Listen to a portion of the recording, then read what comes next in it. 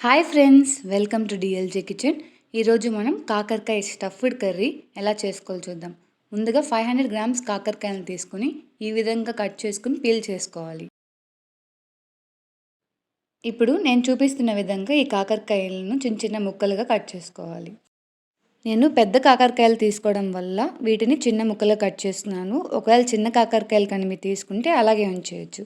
ఇప్పుడు కొంచెం సాల్ట్, పసుపు, అలాగే కొంచెం నిమ్మకాయను పిండుకుని వీటన్నిటికీ బాగా పట్టించాలి. ఈ విధంగా చేయడం వల్ల కాకరకాయల్లో ఉన్న చేదు విరిగిపోతుంది. దీనిని ఇలాగా హాఫ్ అన్ అవర్ ఉంచేయాలి. ఇంతలో స్టఫింగ్ ఎలా చేసుకోవాలో చూద్దాం. ముందుగా కొంచెం పల్లీలు, ఆ తర్వాత కొంచెం ధనియాలు, తర్వాత కొంచెం మెంతులు, కొంచెం జీలకర్ర, కొంచెం పచ్చెనగపప్పు, అలాగే కొంచెం మినపప్పు వేసుకుని ఫ్రై చేసుకోవాలి. ఈ విధంగా ఫ్రై అయిన తర్వాత ఇప్పుడు ఎండు కొబ్బరిని వేసుకుని వీటిని బాగా ఫ్రై చేసుకోవాలి. ఇప్పుడు కొన్ని వెల్లుల్లిపాయలను వేసుకుని వీటిని ఫ్రై చేసుకోవాలి. ఈ విధంగా ఫ్రై అయిన తర్వాత వీటిని మిక్సీ జార్లో వేసుకుని దీనికి కావాల్సిన ఆనియన్స్ని ఫ్రై చేసుకోవడం కోసం 3 టేబుల్ స్పూన్ ఆయిల్ తీసుకుని 2 ఆనియన్స్ని పెద్దగా కట్ చేసుకుని ఫ్రై చేసుకోవాలి. ఇంతలో మిక్సీ జార్లోకి కొంచెం పసుపు, కొంచెం కారం, అలాగే టేస్ట్కి తగ్గట్టు కల్లుప్పు వేసుకొని వీటిని మెత్తని పౌడర్లా గ్రైండ్ చేసుకోవాలి. ఇప్పుడు దీనిలోకి ఫ్రై అయిన ఆనియన్స్ వేసుకొని మళ్ళీ ఇంకొకసారి గ్రైండ్ చేసుకోవాలి. ఇప్పుడు మనకి కాకరకాయలకు కావాల్సిన స్టఫింగ్ రెడీ అయిపోయింది. ఇప్పుడు ఇందాక మనం 30 మినిట్స్ పక్కన ఉంచిన కాకరకాయలను తీసుకుని ఈ విధంగా వాటర్ మొత్తం పిండేయాలి. ఇప్పుడు ఈ కాకరకాయలను ఆయిల్ వేసి వీటిని బాగా ఫ్రై చేసుకోవాలి.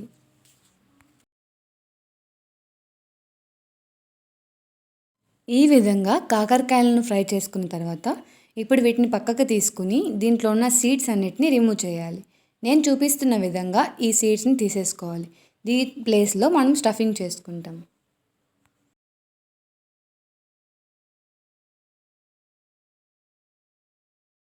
ఇప్పుడు ఈ కాకరకాయల్లోకి మనం ముందుగా తయారు చేసి పెట్టుకున్న స్టఫింగ్ని స్టఫ్ చేసుకోవాలి. నేను చూపిస్తున్న విధంగా కొంచెం స్టఫింగ్ని తీసుకుని ఈ కాకరకాయల్లోకి ఇలా స్టఫ్ చేసుకోవాలి. ఈ విధంగానే మిగతా కాకరకాయలు అన్నిటినీ స్టఫ్ చేసుకోవాలి.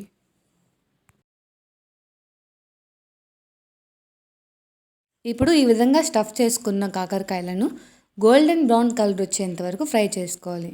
ఇప్పుడు ఒక ప్యాన్ పెట్టుకొని దాంట్లో కొంచెం ఆయిల్ వేసుకోవాలి. అందులో 2 ఎండుమిర్చి, కొంచెం ఆవాలు, జీలకర్ర, పచ్చెనగపప్పు, అలాగే కొంచెం కరివేపాకు వేసుకొని ఫ్రై చేసుకున్నాక కొంచెం ఆనియన్ వేసుకొని ఫ్రై చేసుకోవాలి. ఈ విధంగా ఇవన్నీ ఫ్రై అయిన తర్వాత దీనిలో కాకరకాయలను వేసుకొని బాగా ఫ్రై చేసుకోవాలి.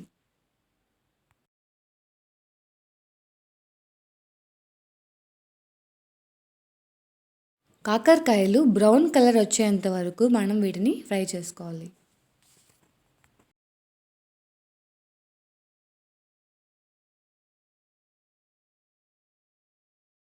ఈ విధంగా మనకి కాకరకాయ ఫ్రై అవ్వడానికి 10 to 15 మినిట్స్ పడుతుంది. ఈ విధంగా ఫ్రై అయిన తర్వాత మనం కాకరకాయల్లోకి కొంచెం లెమన్ జ్యూస్ వేసుకొని 2 to 3 మినిట్స్ ఫ్రై చేసుకోవాలి. ఈ విధంగా కాకరకాయని ఫ్రై చేసుకున్న తర్వాత స్టవ్ ఆఫ్ చేసుకుని ప్లేట్లోకి సర్వ్ చేసుకోవడమే.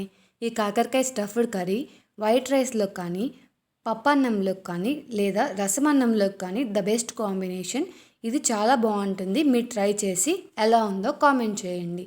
Please like, share and subscribe my channel. Thank you.